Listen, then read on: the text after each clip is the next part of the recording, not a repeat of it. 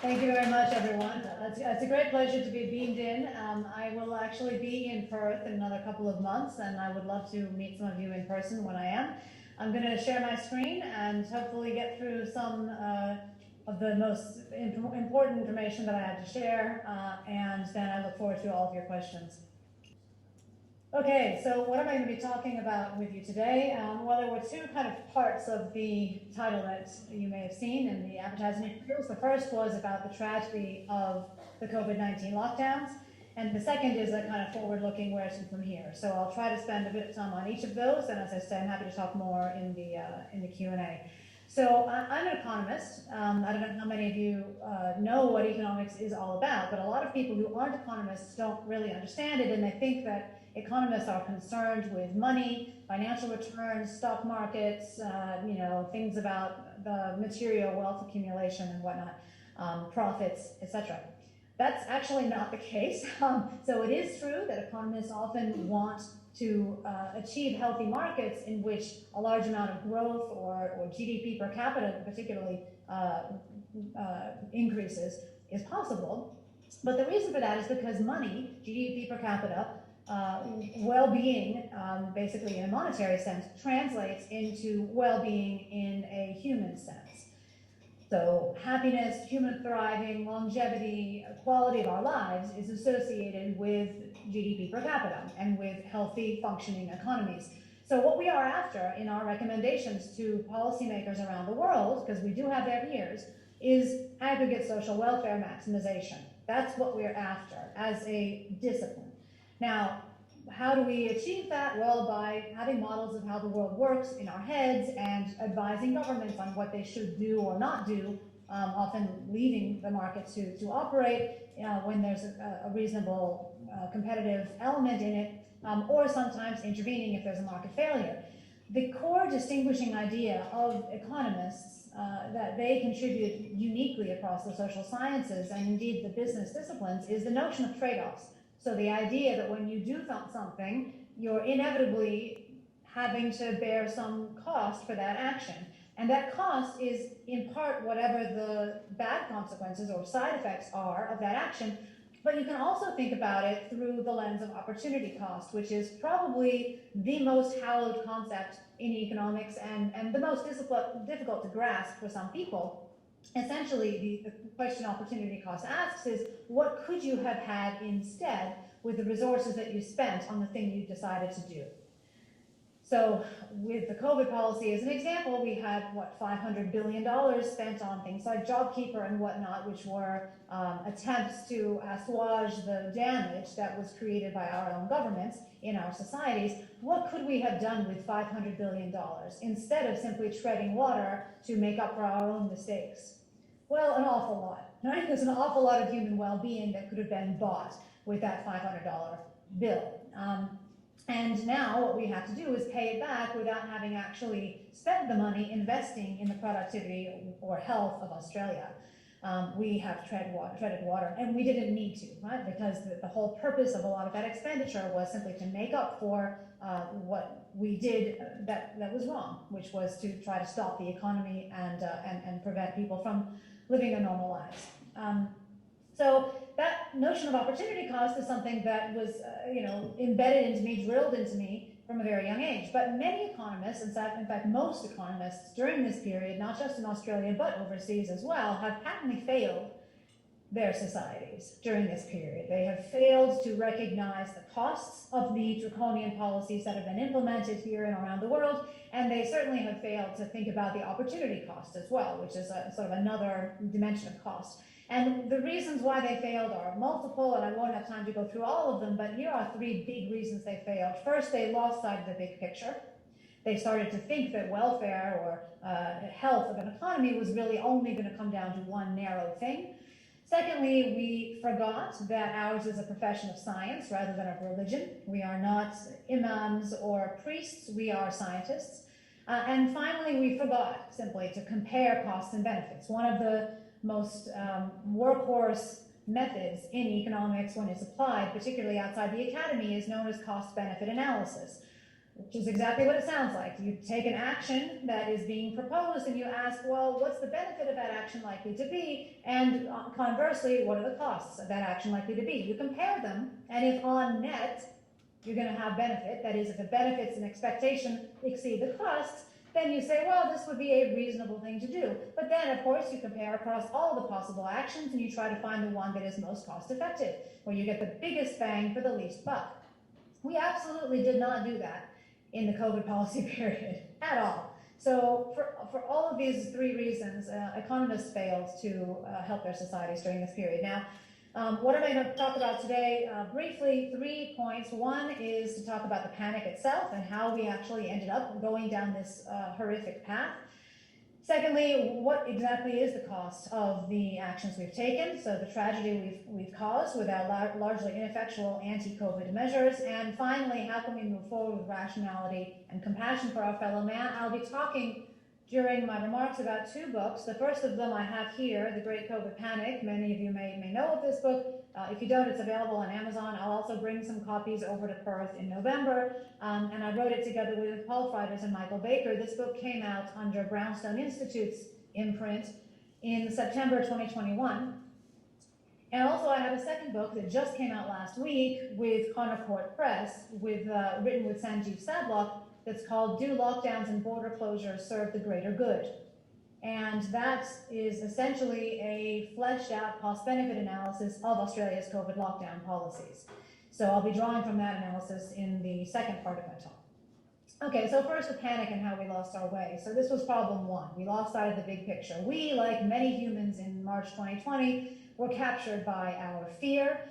We were influenced by media, by propaganda from overseas, by just so many images and words saying that COVID was a very, very real and very serious threat.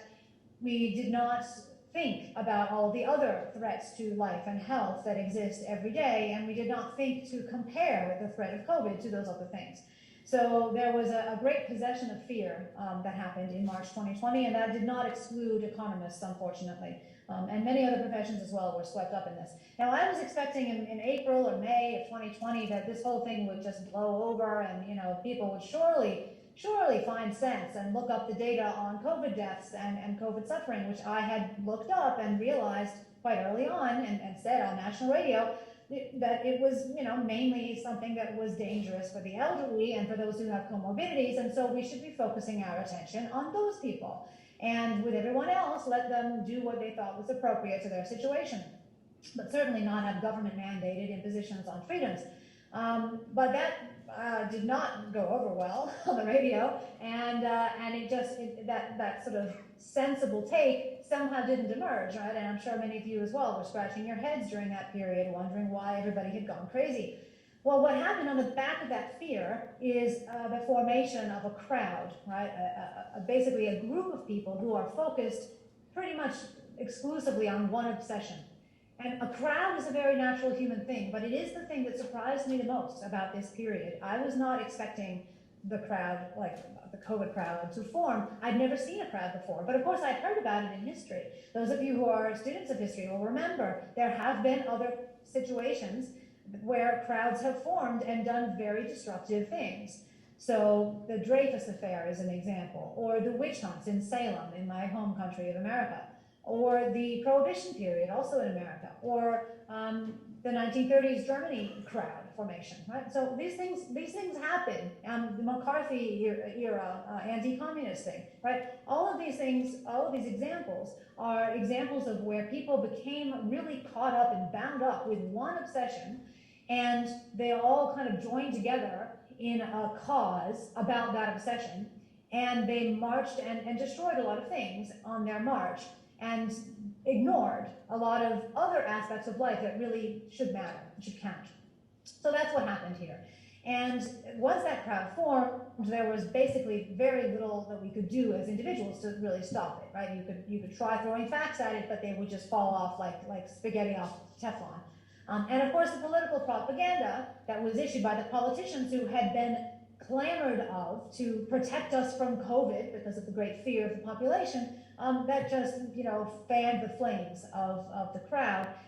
and captured even more people and made even more capitulate into this crowd thinking. And of course, then we had the addition of bullying and suppression of dissent and all of that, which prolonged our stupidity in this period. When you suppress dissent, whenever that happens, you've got a problem socially, because, dissent is where new ideas come from. If you never allow dissent, or if you try to censor people's opinions that are different from the mainstream, then you are cutting off your society's avenue towards growth, essentially. Innovation is what causes growth, and everything we use today and take for granted was at some point the invention of some minority. So you cannot just suppress the minority and expect to have a healthy society going forward.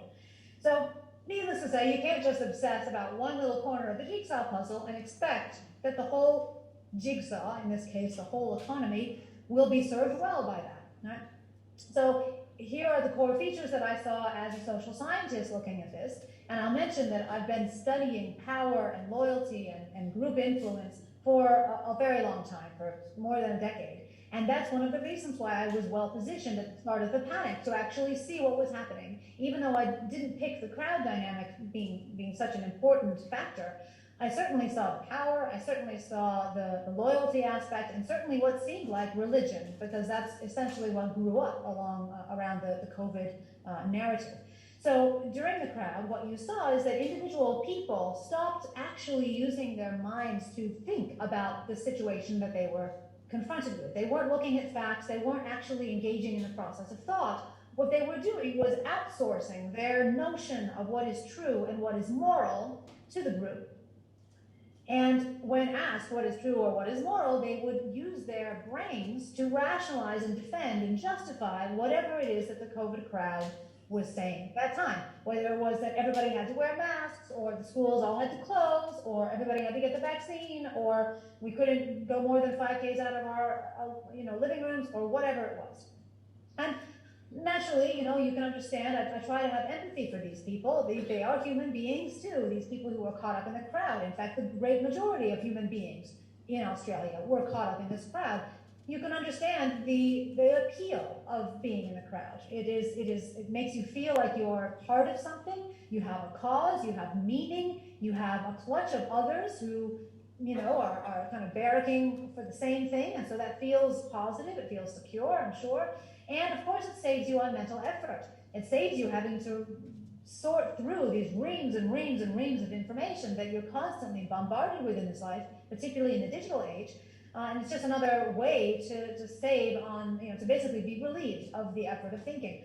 So you can understand the appeal, right? But it's no less tragic. That gave rise to this monovision that we saw within politics, certainly, and the messaging around COVID, but also within science around COVID. So there was only really one way to think about COVID. There were certain things you couldn't say, or you would be censored, and that's still true now, right? You'll be censored on YouTube if you say something positive about certain drugs that might rhyme with kyverdectin, for example. Within professions, within communities, within homes, there was censorship. There was a notion that there was only one right way to think, and again, very dangerous.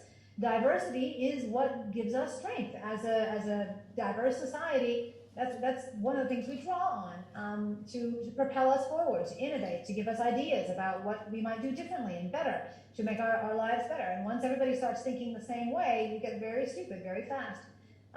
And one of the most disgusting things about this time was that very nice, wonderful, loving parts of our human nature were hijacked in service to this narrative. So our love for others, our need to belong, our desire to reduce our fear, and our religiosity all became servants of the narrative. So the second problem is we forgot we were scientists. Here are a few quotes about what science is, right? Authority is not science. Science is based on observation and reason. It has doubt within it. It is not about dogma, yeah? And, here are some ways in which you can take a scientific approach to a problem. You can think through theory. You can query whether your theory is correct. You're developing theory by confronting it with data. You repeatedly confront it with data. As new data arise, you revise your theory. You want to be transparent. You try to be replicated. You're constantly prepared to be challenged and proven wrong. That's what a scientist's approach is all about. You don't ever delude yourself that you can model all of a complex process in your little computer. You know, that's not possible. Complex processes like viral transmission amongst heterogeneous populations that can endogenously respond is extremely complex. You're just never going to be able to capture it all. And the idea, you know, the amazing amount of hubris required is just, it's extreme. So you just really, you know, you have to retain that attitude of a scientist if you actually want to do science. And if you're not behaving like this, then you're doing something else. And here are some of the things we did. Instead of behaving like scientists, we had these cancellation attempts, the discrediting, emotive reactions, intimidation, defamation, you know, intimidation of people even when they weren't even there. I was defamed on Twitter, even though I don't even have a Twitter account. In economics, we had the same kind of, you know, rabid cancellation that you saw in the more public sphere. So my co-author Paul Freiders and I have this paper, Hiding the Elephant, which documents the failures in economics, and we're still trying to find a home for it. As you can imagine, it's not easy. Nobody really wants to publish it. It's a bit of a hot potato. Another signal that we weren't following, you know, actual scientific practice is the ignorance of hard data on the part of people who normally would be expected to know it and use it. You know, just not engaging with actual facts and instead hiding under this bogus shtick of fact-checking, right, which is just completely ludicrous. You know, abandoning tried and tested, validated approaches to doing things, to solving problems, including, by the way, cost-benefit analysis, and a shifting of the burden of proof onto the shoulders of non-believers.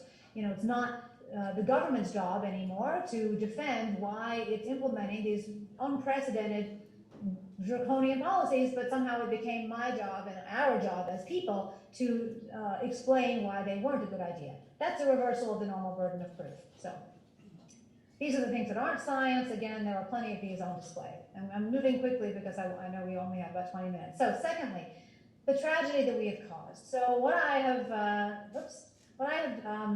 you know, really seen with despair during this period is this amnesia by economists about the fact that every action carries costs. That's the main thing we're supposed to notice. Jay Bhattacharya, who was just visiting Australia last week, specifically said that noticing costs is economists' main job, and certainly opportunity costs as well. And unfortunately, a lot of my peers in the profession of economics have hyper-specialized, and so they're no longer really thinking about the big picture. They're thinking about a very, very small slice of subfield of economics, and that kind of mentality leads you away from thinking about broader costs, unfortunately. And so I think that's one of the reasons that we had the failure that we have had, and I have been barracking in economics for the last 10 years to become less hyper-specialized, less technical, and more holistic in our attitudes. Well, this is one of the consequences of unfortunately, of not doing that. And, you know, we have this self-licking ice cream cone culture, which you have in a lot of sciences nowadays with the refereeing process, you know, everybody referring their papers to other people they know and having them give them their papers. And so you have this sort of self-perpetuating monastery of supposed scientists who are simply rising to the tops of their professions as their professions deem it to be, rather than actually necessarily being useful to society. Plus, of course, economists are people, so they had the same susceptibility to groupthink via fear and crowd formation and everything else that other people did. Now, in Australia, we did not have a cost-benefit analysis produced by the governments that were inflicting these draconian policies upon us.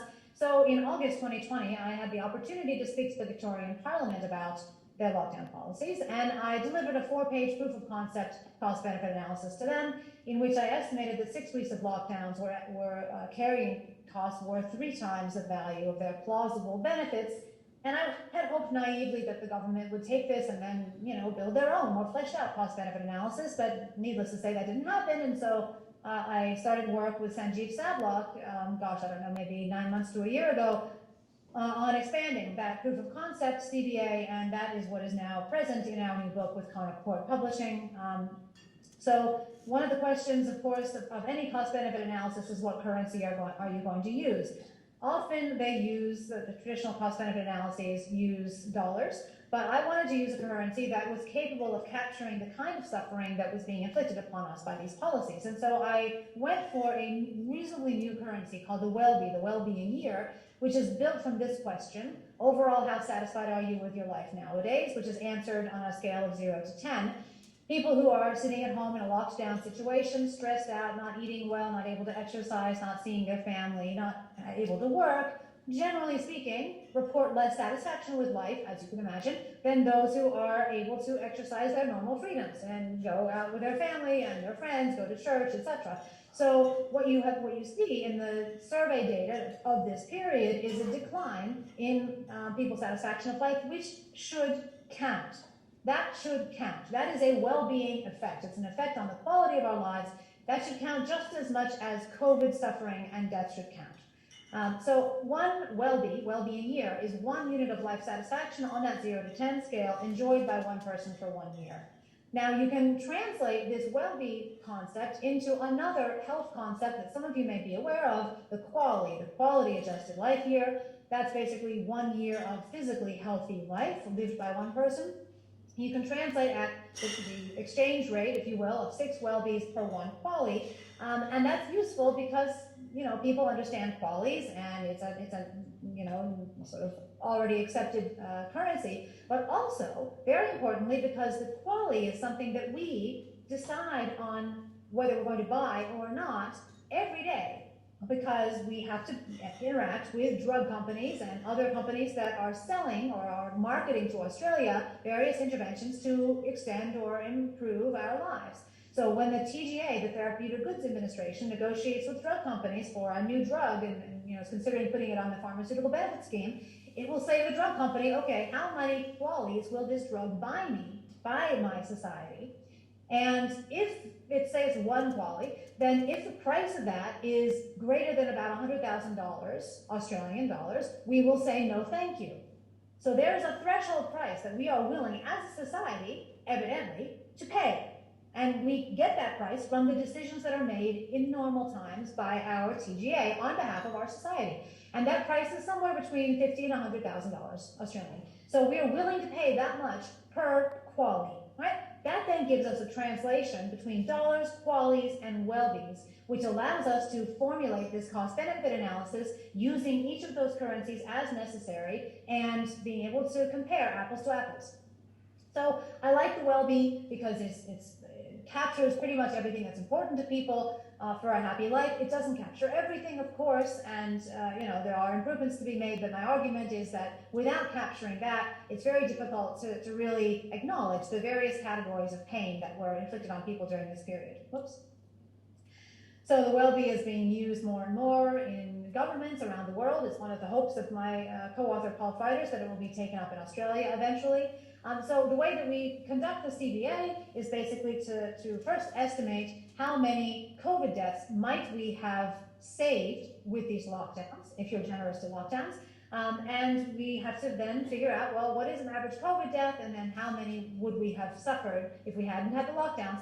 The average COVID death takes away about 5 qualies, because it's often of a person who is elderly already with comorbidities, and that's the same worldwide.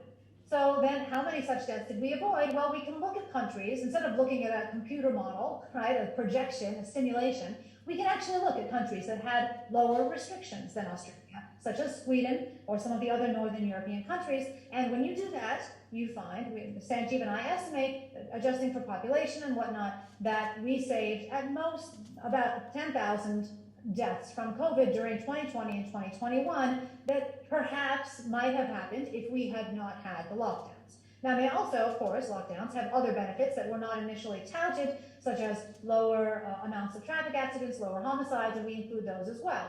So we do a calculation here to figure out, well, how many well-bees did we save by lockdowns, assuming that these COVID deaths were postponed by the lockdowns.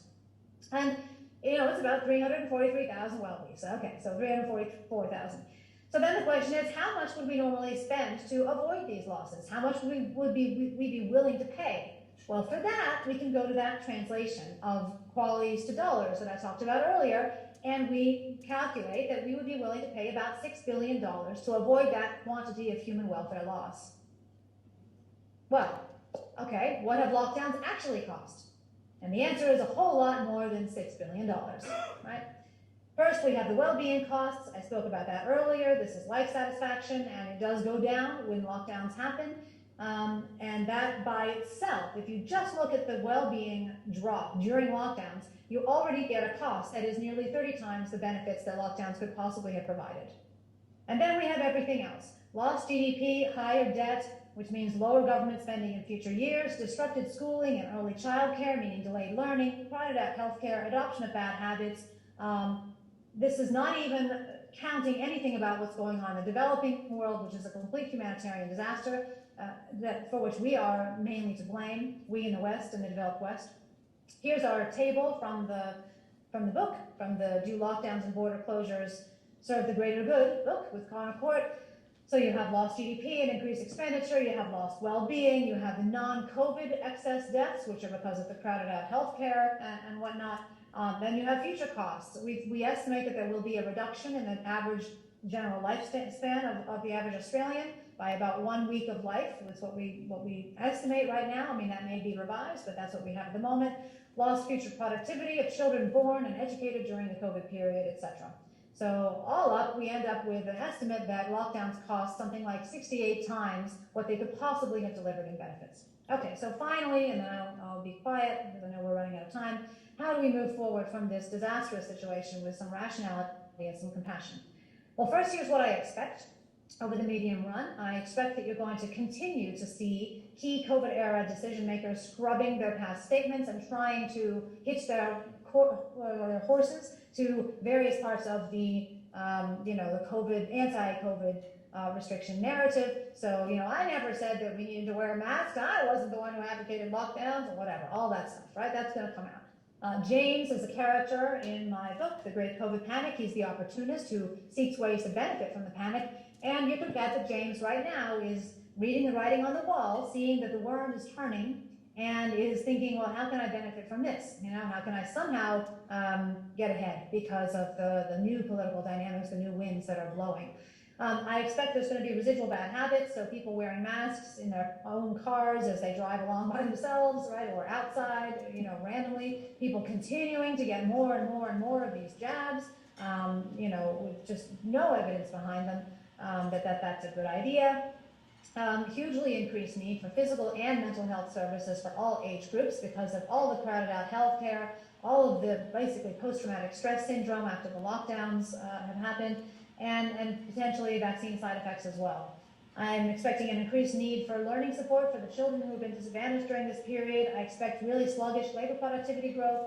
I expect some envy of countries and regions that actually get out of this madness quickly, and you already have seen that in the US with people moving to states like Florida and Texas from states like New York and California.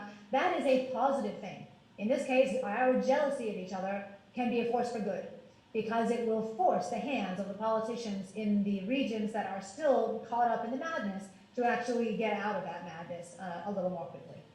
And I am expecting the worst overall economic conditions for a generation, even potentially so bad that you end up having riots, political destabilization, and even bloodshed in the developed West. Here's what we actually need, I think. We need a countrywide confronting of the pain that has been inflicted on Australia by its governments.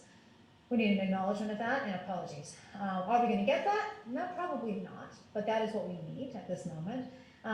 I would love to see more admission in the media that our present economic woes are more the result of our COVID policies than from other things that seem to be the scapegoat flavor of the month, such as the war in Ukraine or climate change or some other thing. I personally, as a very New Testament sort of person, I would advocate for an embrace rather than an execution of the perpetrators of the crimes of the COVID era.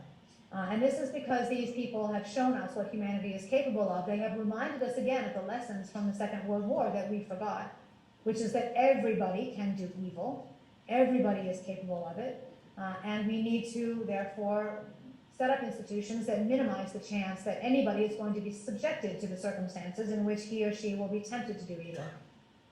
We also need to relearn how to talk to each other across aisles, right? And the idea, for example, that you can only talk to other people who share your beliefs has got to be jettisoned. People have different beliefs on all sorts of things all the time. That does not mean that they are non-human or shouldn't be talked to or aren't going to add value or are scary or dangerous. It just means that they're human and they have their own brains. You should be thankful for that. Having a functioning independent brain is a good thing. So it is important to learn to be able to talk to each other again, which we're just not doing very much at the moment. And really see that diversity of belief and perspective as a good thing, because it is what gives us strength as a society. I think we may have a royal commission, but I don't have high hopes for it.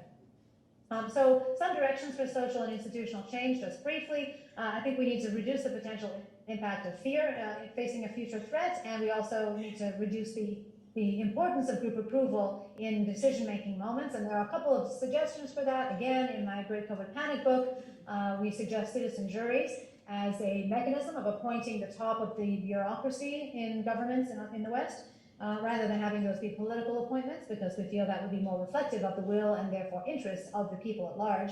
I also was on a panel the other night with Ian Benson at Australian Catholic University, who was advocating that we domesticate the International Human Rights Charter to try to give us a little bit more of a leg to stand on when arguing for the preservation of our rights. I've been blogging with my co-authors in the Brownstone Institute site. Here is a recent one that talks about government by the people you may be interested in. So I will stop there. This is my email address. I have a anti-lockdown newsletter. If anybody would like to be added, please email me. You can get the Great COVID Panic at that address. You can also get the lockdown cost-benefit analysis with Connor Court if you scan that thing. And I think I will now stop sharing.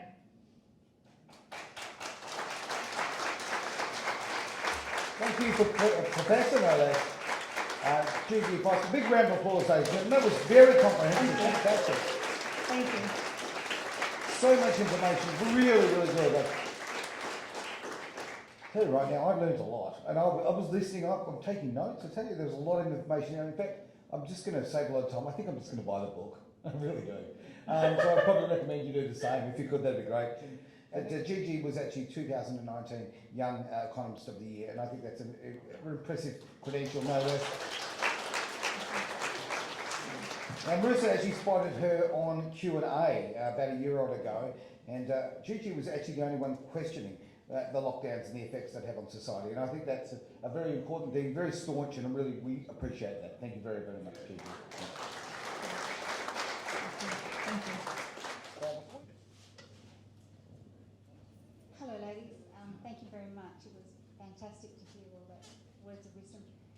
A few months ago I heard a statistic about that 90% of the world banks will be moving to a centralised banking digital currency, and today we found out that Australia will be experimenting with one in the next 6 months towards the middle of next year.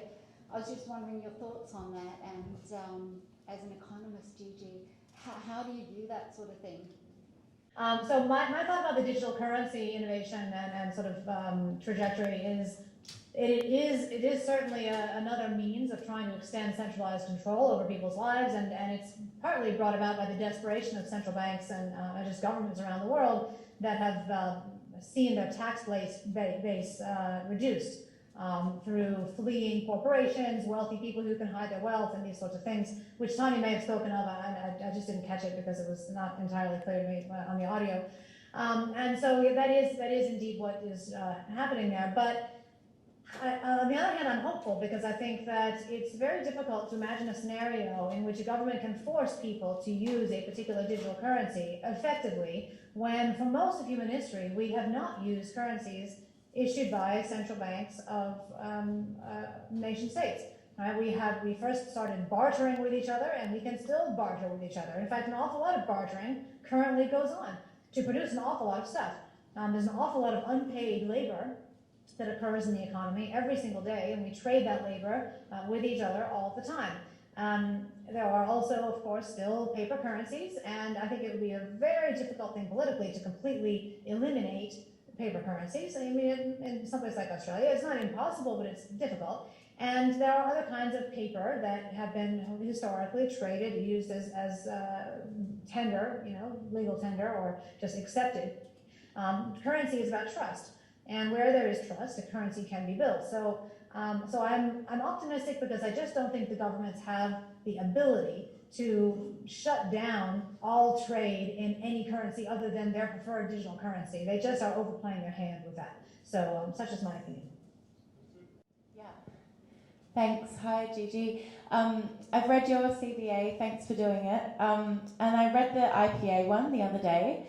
I was wondering how you see the two sitting alongside each other. If you've got any comments on how they go together or what you think of how the other one was done. And a little tiny question to tack onto that. I was really curious as to how you got, I think you got a 1.02 for long COVID. I was wondering how you arrived at that because it's such a disputed risk factor.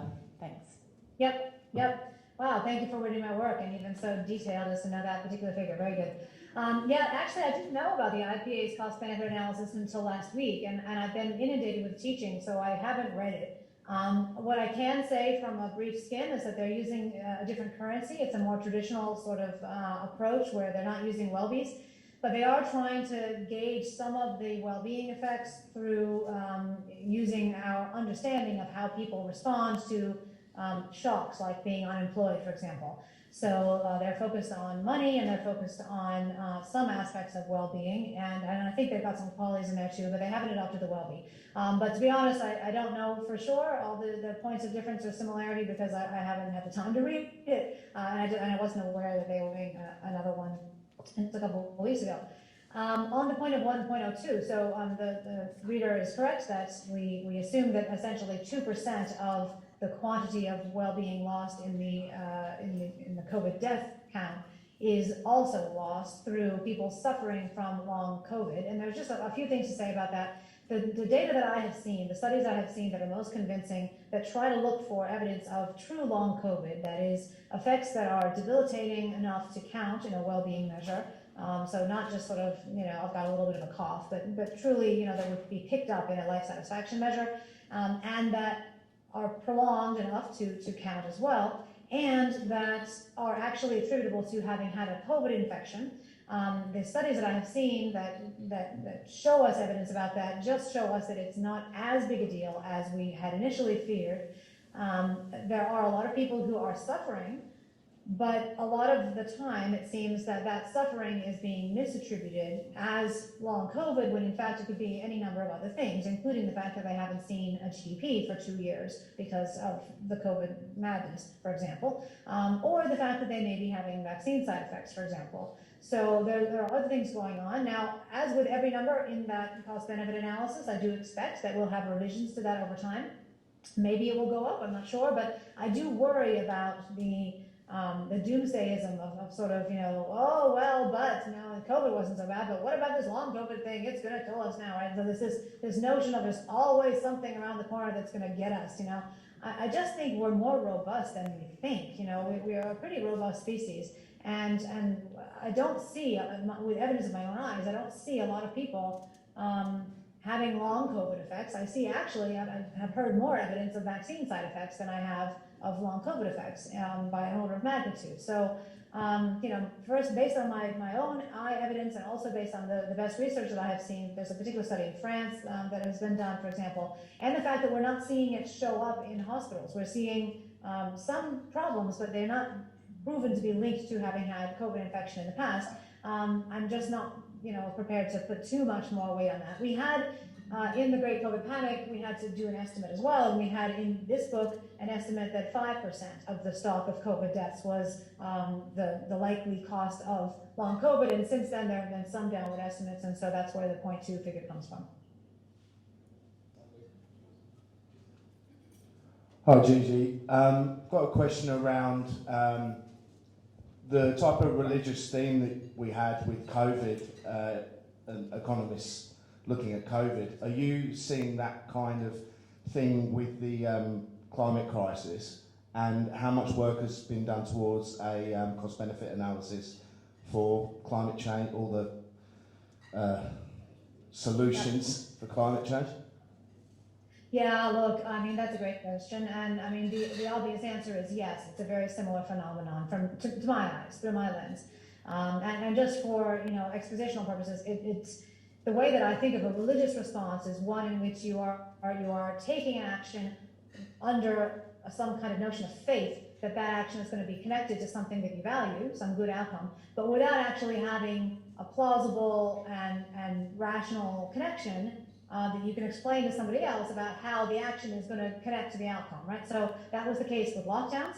We didn't have any actual scientific evidence that they would work to achieve an outcome that we cared about. We just did them, and we used them as a sacrifice in a religious way, right, under the faith, having faith that they would have some kind of outcome that we wanted. And the same thing is true with climate change. And by the way, in both cases, the actions that are being advocated by those purporting to, save us from this dread thing are coming from simulations, again, models in a computer of very complex processes that we cannot really possibly hope to understand fully with our small brains. So there's a huge amount of hubris, again, right there. Now, do I think that climate change is real? Do I think that COVID is real? Yeah, I do think that these things are real. It does seem to me, again, to my evidence from my eyes, we are having a lot of hurricanes, we're having a lot of weather events. I mean, I'm not a climate scientist, but to a man on the street, there are signs that the climate is changing. The core question in my head is, why is that happening? And what actions should we be taking? There are some actions, for example, that I think should be sort of first off the list, which have to do with preserving human welfare in the face of rising sea levels or changing temperatures or whatnot. So you think about, well, how are we going to help people to continue to get good crop harvests, for example, if we have, changes in temperatures and humidity? Well, then we need drought-resistant crops to be developed, right? We need more research and development in that. We need abilities to adapt to the climate change that we are seeing, for example. But that doesn't seem to be, one of the top things being considered, right? Instead, what we're considering is basically throwing whole industries that fuel and power our economies under the bus, and again with this sin story, right? It's another, again, like the religion theme that's coming up again, it's the story of sin. The story of sin is also present in COVID, right? You are a potential viral vector that might hurt me. You are sinful, right? So we must keep people apart because they could hurt each other. They are sinful. Same thing with climate change. If you just drive your car, you are potentially hurting the entire planet, and so you should feel bad. By the way, the sin story is also present with the whole political correctness thing and triggering, right? You better not use the wrong pronoun because you're going to hurt me, right? That sort of thing. And so that sort of notion of a sin story, let me flagellate myself so that I feel better somehow. I mean, it is very religious. So yeah, I don't really, I don't think that that's recognized in my profession. That was sort of the second part of your question. Is anybody doing anything about this? Has anybody done a cost-benefit analysis of the climate change adjustments that have been proposed? I mean, the numbers are huge in terms of the impacts if some of the proposals go through, but I've not done it. I've got a full-time job, man. I can't keep doing these things, We need other people to come to the table, and I would definitely encourage that. I think it's a very fruitful area of research and a place where we really need to have the injection of some sanity.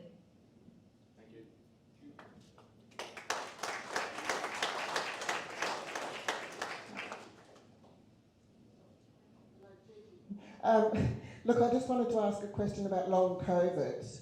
I wondered if anyone has looked at what percentage of people with long COVID are unvaccinated, or are we actually saying that 100% of people with long COVID are vaccinated? I mean, has anyone looked at that statistic? Yeah, look, it's a very difficult question to answer because a lot of the long COVID studies happened after the vaccine started to be rolled out. And, as you know, it was not particularly politically popular to be disaggregating health effects by vaccine, vaccinated versus non-vaccinated. You do get that by force in some of the statistics that the government is now releasing, but I'm trying to, in my head, go through the studies that I know about long COVID, and vaccination wasn't really a phenomenon considered. I do think that it's likely that in order, at least in the medium run, to cover up some of the side effects of the vaccine, politicians and others who want to be seen to be promoting health will start talking about long COVID instead of vaccine side effects, and then it makes it more plausible, right? It sort of fits the data. Oh yeah, well look, it's long COVID, just slap a different label on it so that I won't be blamed for having been associated with this coercive vaccination program. So I do think that's likely, and that was something that I realized, I don't know, 6 months ago or so when I had a conversation with someone who was very, very pro-vaccine and pro-mandate and everything. And he was talking about how, oh, long COVID is a bad thing. And I thought, oh my gosh, that's where it's going to go. That's where the conversation's going to go, right?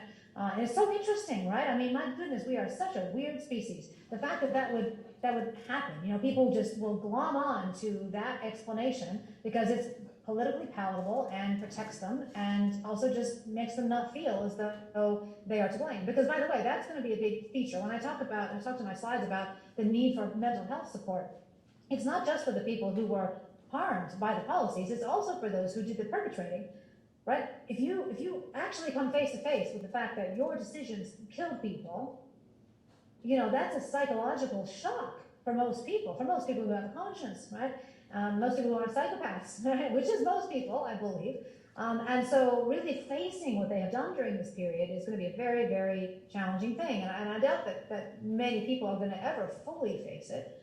But those who do are going to need our help. So on the long COVID thing, if you want, please do, if you're interested, read the lockdown CBA, because we do talk about the long COVID research in there. But if you're really interested, send me a mail and I'll try to dig up the references and figure out whether there's anything more to say about the vaccine versus non-vaccine. I'll just comment on that and say that as we're dealing with an untested drug, and we're all part of an experiment, it's absolutely essential to know whether this long COVID is in 100% vaccinated people and in the unvaccinated, not at all. But I wouldn't, I agree with you, but I wouldn't use the term long COVID if what these people are experiencing is a long-term effect of the vaccine. It's really more kind of maybe long-term spike protein reaction or something like that, right, potentially. But if it's not due to COVID, we don't include it in the book, because again, in our lockdown book, we are only considering lockdown policies, border closures. We're not considering the vaccination policy. So that's another dimension on which the analysis will need to be updated when we have more data on actually how bad these vaccines are in the medium to long run. And I think we're still discovering that. Hi Gigi, I'm Stuart. So back at the start we were told that up to 7% of the people in Italy were dying from COVID. And then we had the scare campaign happening here. Peter Van Olsen, I think, who's a writer for The Australian, said the best case scenario was that 50 to 80,000 would die. We had 2 to 3% were going to die.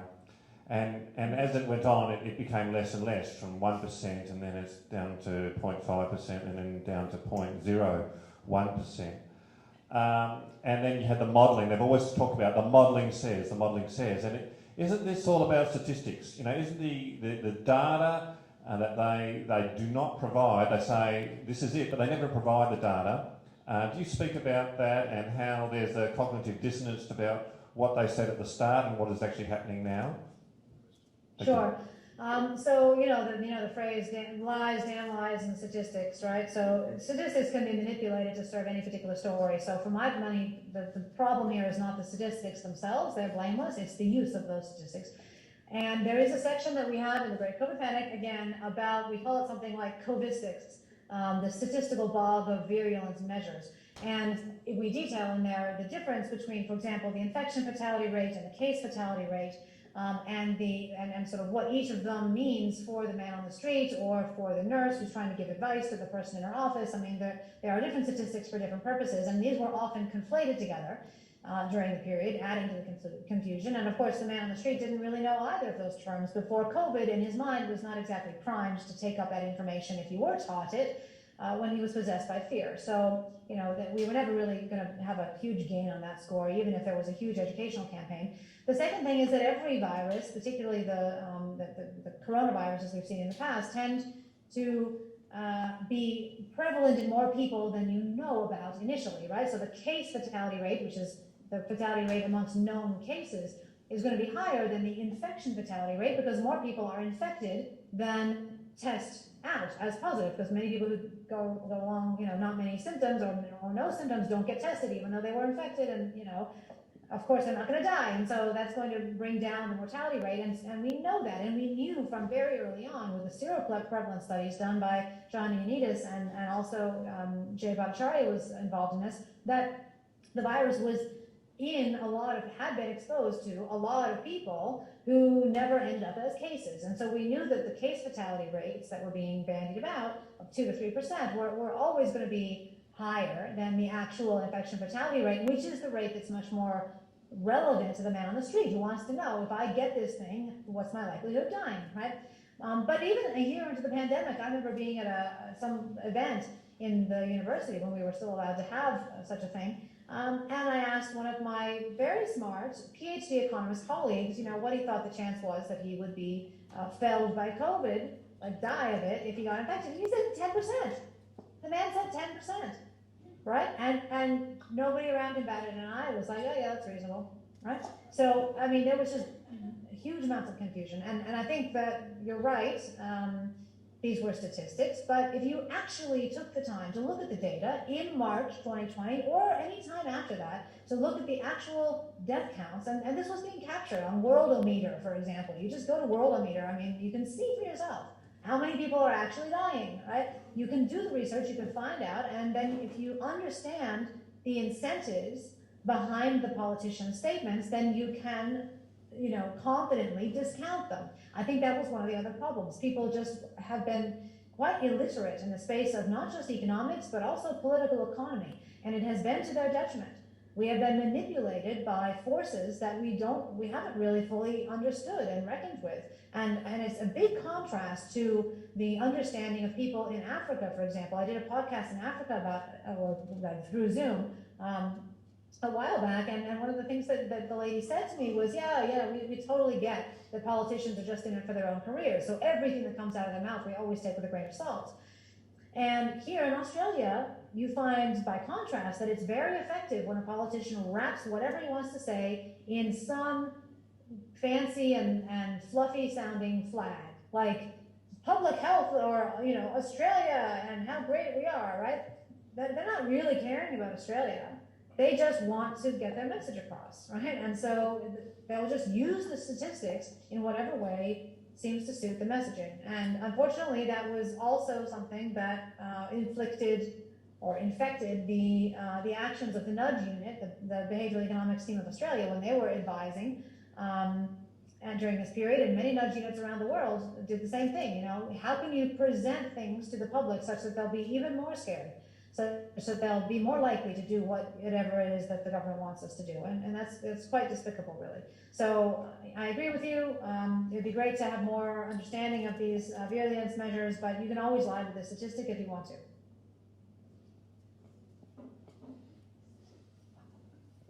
Yeah, hi, Gigi. We've been hearing for decades about how we're in this massive debt and it's just growing. And that was before COVID.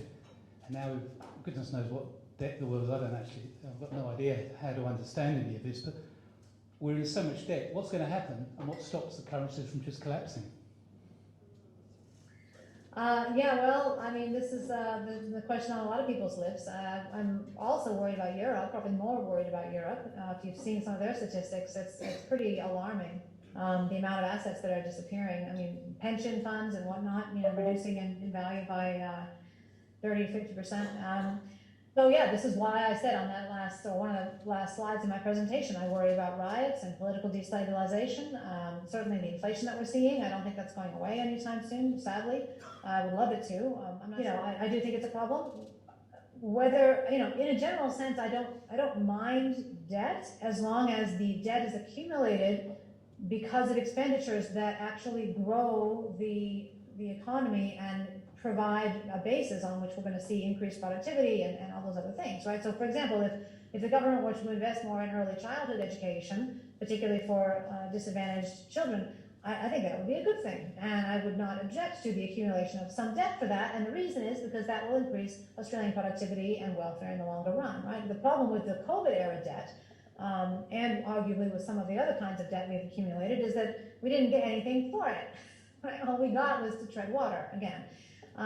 So yes, I mean, we are facing a future in which we are going to be less healthy, living less long lives and less happy because we won't be able to afford the kinds of things that we previously would have been able to afford. That's just true.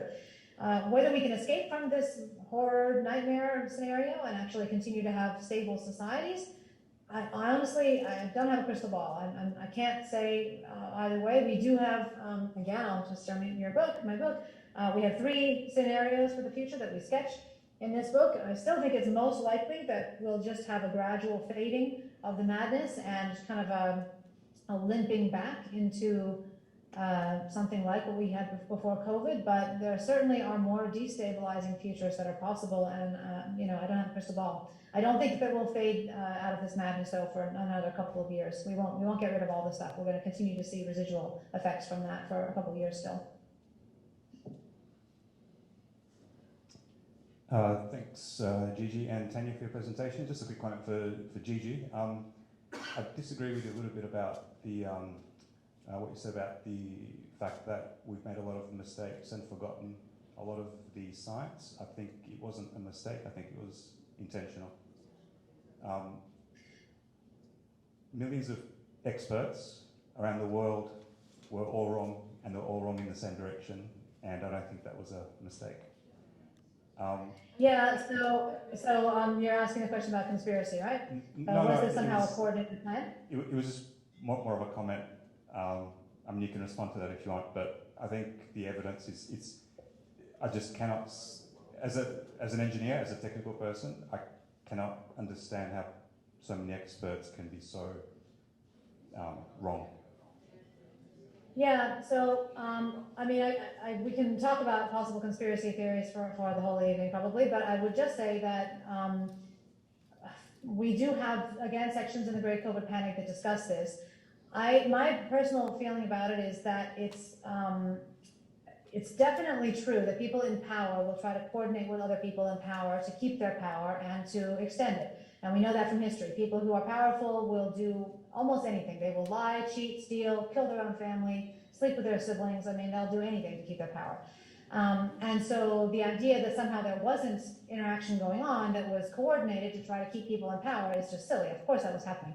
But in terms of the scientists, the main thing to realize is that there is basically this, again, self-licking ice cream cone culture in science, where if you happen to be the first person to get a paper out and you claim the space on a particular dimension of the world, which is what Neil Ferguson and his team did in mid-March, you have the capacity to start a chain whereby that bad idea, if it was a bad idea, gets perpetuated and other ideas get suppressed through the refereeing process. So it's not that there weren't scientists saying something different. There were plenty of scientists saying something different, and you can look them up. I mean, I know most of them now, unfortunately, or otherwise, because I've been part of that group. I mean, we weren't a zero group, right? There were people doing it, but it's just been darn hard to get anything into, publicly facing, widely read journals because of the censorship. So, for my money, again, when choosing between conspiracy and cock-up, you choose cock-up. I think that there were some real mistakes made early on, and those mistakes led to path dependency, and we ended up stuck in beliefs that were simply inappropriate, and the crowd had formed by that point, and so it perpetuated those lies even further. So I don't think it was a conspiracy, also partly because, a conspiracy of the sort that I think you're sketching, where sort of scientists around the world were all collaborating together to feed us something wrong. I mean, if those people, if whoever it is, that you're thinking is responsible, is really that smart and that foresightful, well, then we've got no hope, right? Forget it. Yep. If those people are that organized, that insightful, that foresightful, and that able to coordinate around the world, then, we should all be dead already. So that's another reason I guess I am skeptical about the full-blown conspiracy idea. But I do think that people in power will coordinate. So it's naive to think that won't happen. Ian is my name, Gigi. I've been around for long enough in finance and banking for a long time, but I wanted to just pose something to you. It seems that we have been slowly conditioned by the media to believe everything that they say is true. And people don't do any thinking for themselves anymore. They believe what they're told on the media. And now all the people in the media there's none of these people that used to stand up and say the opposite. You know, people would go to jail because they'd speak out of turn on a court case and things like that.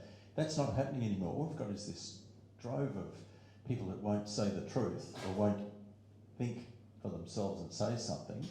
And we as a population need to be challenged, don't we, to just think for ourselves rather than believe the nonsense. I mean, if we all turned our televisions off, that would probably be a good start to having to think for ourselves, because people just believe whatever they're told. I don't know, how do you think we can turn that around?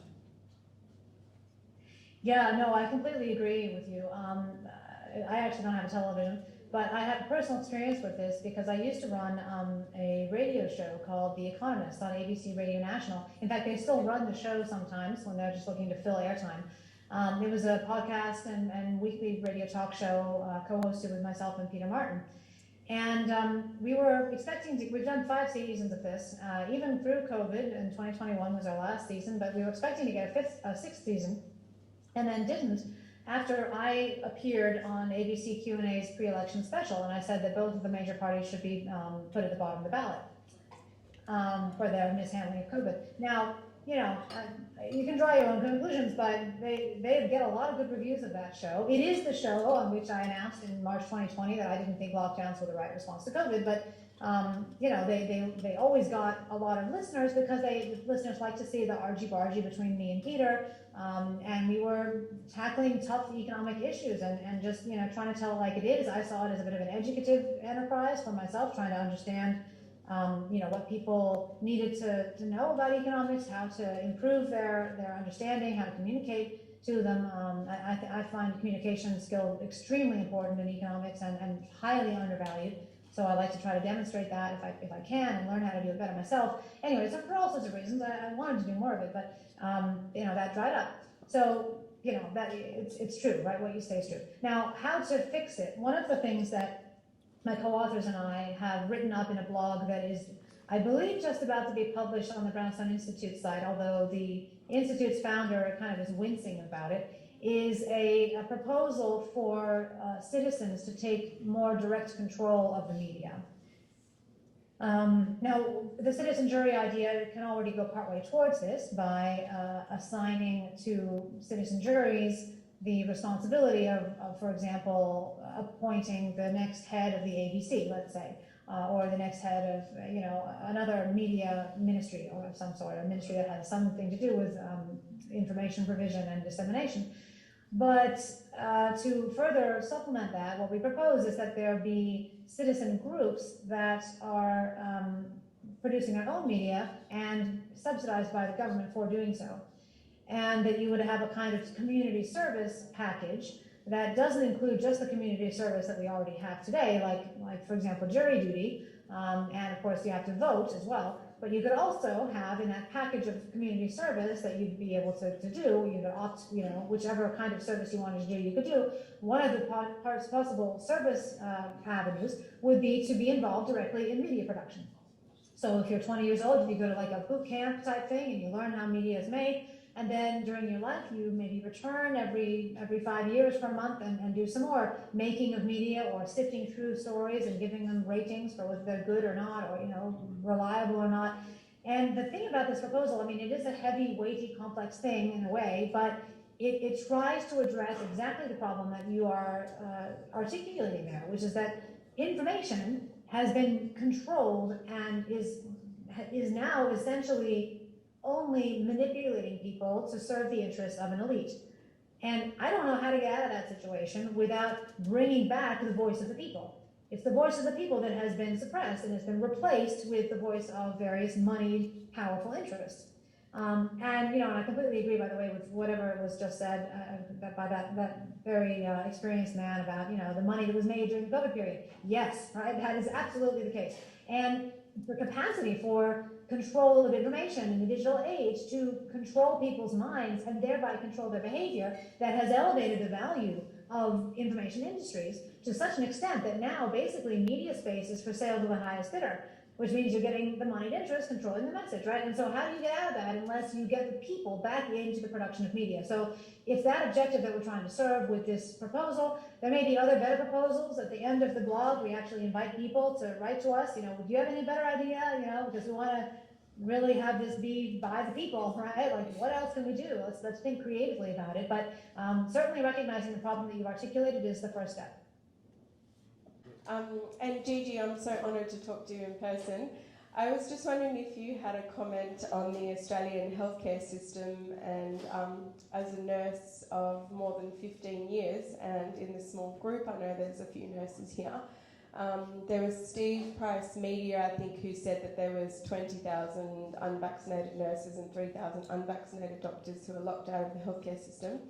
I hear from someone personally that I know that 5,000 nurses from the UK will be coming over to Australia to replace the unvaccinated ones, mostly to sunny Perth. I'm just wondering what your comment is about that and the future of our healthcare system. Look, I obviously wish all the best for Ben Falconer and any cases that are similar to his. That's why I'm appearing here. I've spoken recently for both the Australian Medical Network and the Australian Medical Practitioner Society, or Professional Society, which, as you know, are new medical organizations that are growing up because of the institutional failures of APRA and the AMA. I'm also an expert witness in a vax mandate case in Queensland, which has yet to come to trial, but obviously I'm hopeful about that.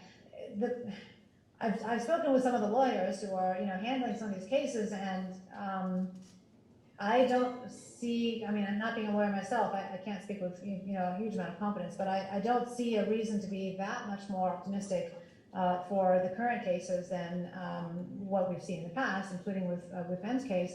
Basically because the madness is still with us and the judges are still captured by it. Obviously, what I think is that it's a complete waste to turf people out of their jobs for something that is not relevant.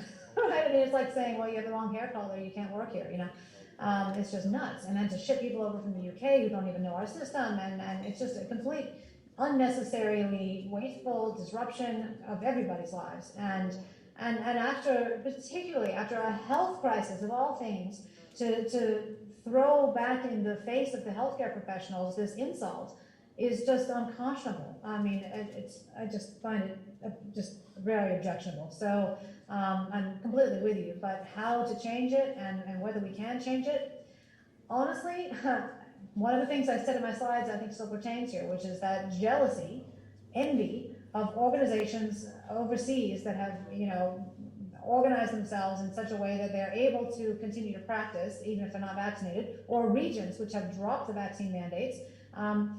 That is basically one of the core forces that is going to basically force the hand of the various professional societies and governments and whatnot that are currently still advocating for vaccine mandates here in Australia. We will see what happens overseas, and if it's not COVID Armageddon, and if they are doing better, and if they're sick or better taken care of, we don't want to have a worse outcome here in Australia. Everybody wants to think of their country as the best. So we will be jealous of that, and there will be pressure to conform with what seems to be best practice, and so those mandates will be dropped. And I'm confident they will be dropped eventually. It's just a question of how long, and whether everybody who's lost their jobs can hold out until that jealousy kicks in and or the madness fades. Sorry, Gigi. Do you think we are in a recession?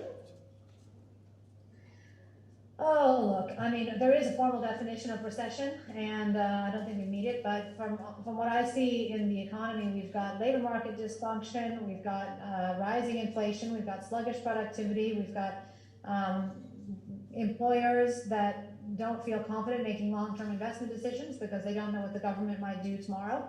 It's sort of similar to an environment in a developing country where you're not sure whether your investment today will be stolen tomorrow by the corrupt regime, So all of those things don't look good from an economic standpoint. And plus you look at the stock markets and, the housing market, it definitely looks to me like we have an economic problem on our hands. Whether that's formally defined as a recession or not, again, you can lie with any statistic and you can make up a reason why, it's fine. And certainly if you count things like JobKeeper in GDP, then you're not going to see some of the impact that your policies have had. And of course, that is what happened in Australia. And moving forward, those kinds of accounting sleights of hand can hide from the Australian people the realities of the COVID period devastation.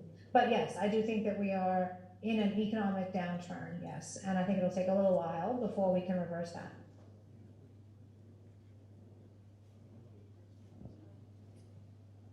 Any more questions? Oh, we're done.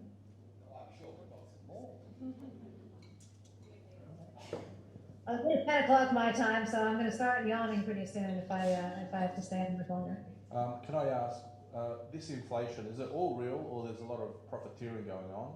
And also, is there any other economic levers that the government has, that, apart from hitting us mortgage holders, which is like higher taxation or increase in the GST, that's more equitable? Because I don't see why I should be copping it for buying my own house, living in there, and other guys gallivanting around taking their coke in their noses and acting like billionaires out there and doing the stupid stuff that they do. So is there more equitable ways? Yeah, totally. That's a great question. We were actually asked in the National Economic Panel poll recently about actions that could be taken to try to stem inflation. And was it just the RBA, or was there something else that could be done? I mean, I think that we should continue to forgive the fuel excise tax. I think that would be an obvious thing because that hits people in the pocket. And you know, I think there are other ways that we can try to help people to afford their everyday expenditures, whether it's groceries or fuel costs or whatnot. Obviously, they should stop spending money. Fiscal outlay should reduce on any of the COVID theater, right? So vaccines, PPE, bureaucracy that's associated with COVID, any of that stuff, just get rid of it, right? Just don't spend on that stuff. And refocus on the government's core business of actually trying to help people and support business. On the sort of, you know, whether there's anything else to do about inflation other than the RBA rate rises, well, the RBA rate rises, of course, can only really affect inflation insofar as it's, you know, it's something that is going to be determined by what happens in that market, right, in the markets that are affected by mortgage rates or other kinds of credit rates. But there's a lot of this inflation, which is really more cost push, right? It's really because we've screwed up the supply chains, and it truly is more expensive to deliver goods in various places and to disseminate and to, you know, have the whole upstream and downstream supply chain working. And we know that takes a while to fix. When you break supply chains, just like happened after the fall of the Soviet Union, it takes several years actually to reform them. Now that was an extreme example, and I hope it doesn't take us that long, but some of the inflation we're seeing is real. How much of it, I really don't know, and I would defer to a macroeconomist or somebody who's familiar with the mortgage market perhaps.